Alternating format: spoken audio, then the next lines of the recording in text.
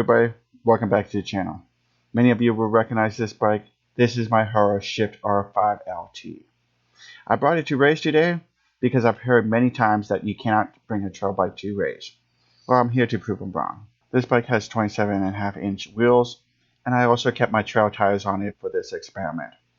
Also, I have a 150mm fork up front and a 140mm rear shock. Also, a difference from my dirt jumper that I normally ride at race, I have gears that I'm normally not used to. My dirt jumper is just a single speed with a single brake. And the last component on this bike that might give me trouble during this experiment is a drop approach. On my dirt jumper, I have my seat slammed all the way down. This one I have a limitation on how far I can get the seat down. We're going to see if this gets in the way while I'm doing the experiment.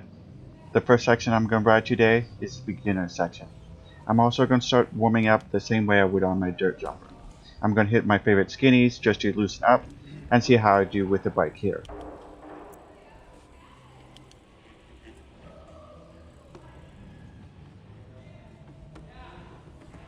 Right from the beginning, I can tell there might be a limitation to this bike here. These skinnies feel real small and narrow to me, and this 180-degree turn that I normally fly through on my dirt jumper feels really hard to do. I'm on the edge and I'm still not able to get the turn right.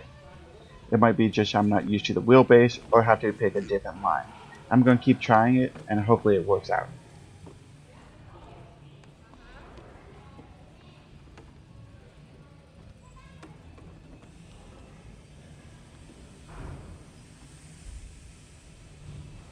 I was able to clean all the other skinnies, but I'm still struggling with this one skinny here. I'm just going to move on to another feature and see how the bike handles there. It just might be the wheelbase too big for this one particular skinny.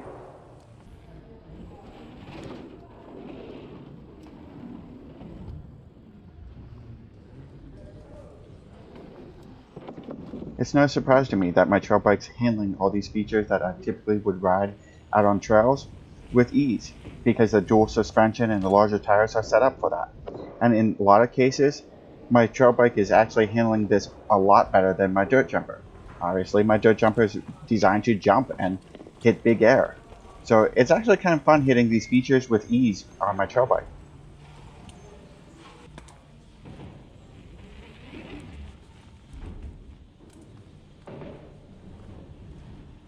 Another thing I really enjoy about having my trail bike here is this climb to this technical descent. Typically when I'm on my dirt jumper, I really have to muscle my way up, and the descent's a little more tricky because I only have a single back brake. Here I have front and rear brakes, and my bike descends like a champ.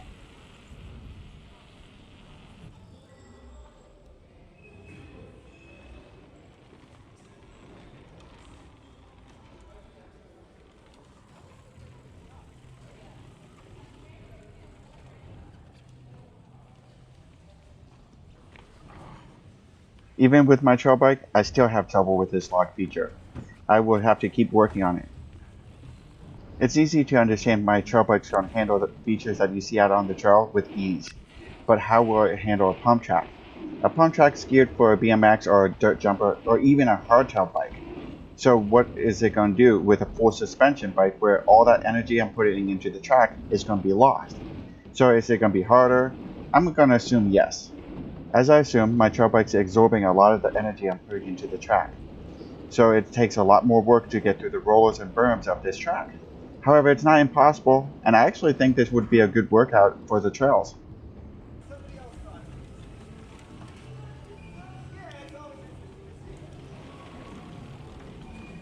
I jumped over to the sports section, but the sports section is going to be similar to the beginner section I was just in. A lot of features that I normally would see on the trails would be in this section. However, they're just going to be a little bit more advanced, and once again I think my bike's going to handle perfectly in this section, and maybe even a lot easier than I'm used to.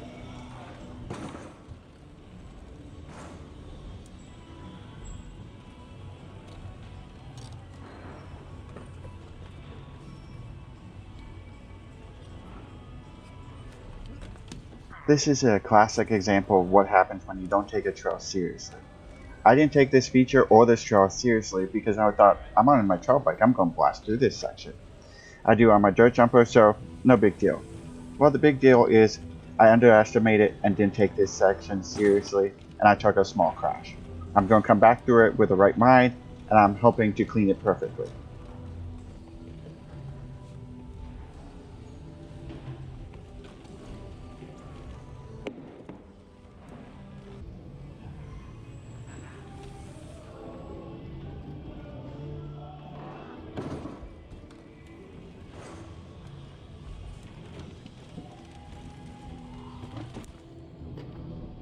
That small section of trail always gives me an issue on my dirt jumper, but on my trail bike, I'm able to monster right through it.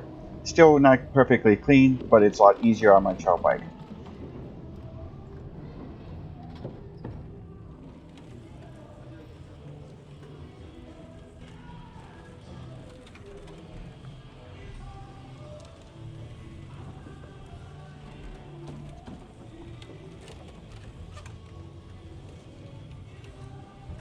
I thought this tight turn would be a lot more difficult on my trail bike because of the longer wheelbase.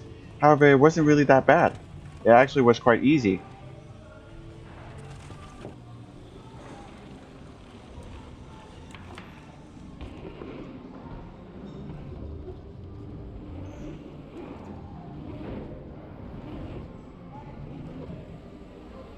Before moving on to the last section of this test, I had to hit one of my favorite features in this sports section. It's the on and off that you've seen in previous videos. I just love this, and I just want to see how my trail bike will handle this. I was going to head over to the last section of this test, but then I thought the micro rhythm section would be really fun to test out the trail bike on, and also see how it handles if I ever found a trail similar to the micro rhythm.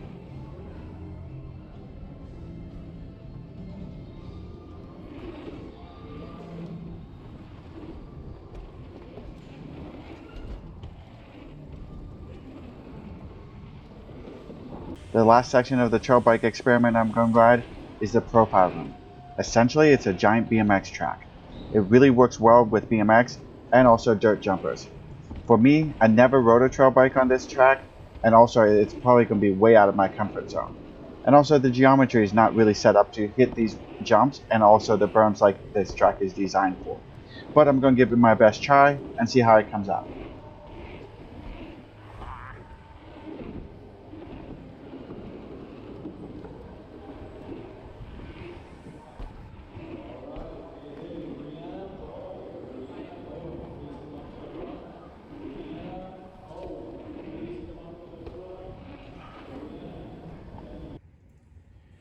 So what were my settings for my trail bike for this experiment? Well, my front and rear tire were set at 50 pounds of pressure, my rear shock at 230, and my front fork at 190. These settings firmed up my suspension really nicely and allowed me to cruise around the park very easily. So, the experiment concluded that I can take a trail bike to race and have no problems. Even if this was the only bike I had and I had this to ride at race all season long, I have no problems. The only thing I would do is change the tires. Go with a more BMX style tire. The knobbies didn't grip on the slip surfaces of the wood, and it also slowed me down trying to roll through the pump track and the other jumps. And also I would remove my dropper post for the season. The dropper post kept getting in the way. It didn't allow me to get my seat as low as I would like it to be, so I would change with a solid post and maybe a more narrow seat to get it out of the way. Several times during the experiment, I had the seat getting in my way. So those changes would make the race or my trail bike perfect to race.